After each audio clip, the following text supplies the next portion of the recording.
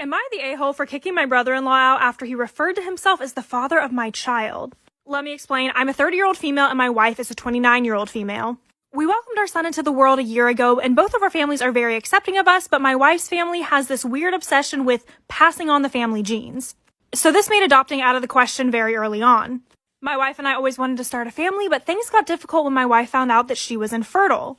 We knew that her family would be understanding, but I am terrified of pregnancy.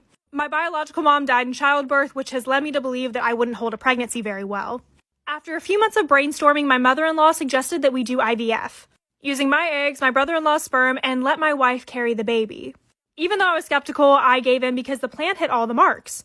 Her family got to pass on the genes, and my wife and I got to start a family. Plus, I didn't want to carry the baby. We went through extensive counseling and therapy to make sure everyone was on the same page and could handle it, and everything went great. My wife loved being pregnant, aside from the morning sickness, and we were overjoyed to welcome our new baby boy in the winter. But a problem arose when we were preparing for my son's first birthday when my brother-in-law made a comment about how he should get a say in the planning as the child's father.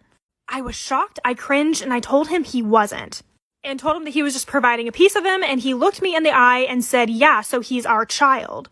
My wife's jaw dropped and my mother-in-law wasn't making eye contact.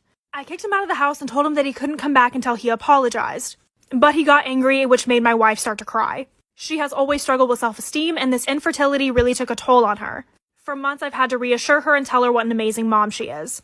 My sister-in-law later that day called me the B word, and I argued that my brother-in-law had no right saying any of that. But she kept yelling, so my wife and I had to cut off contact with her family.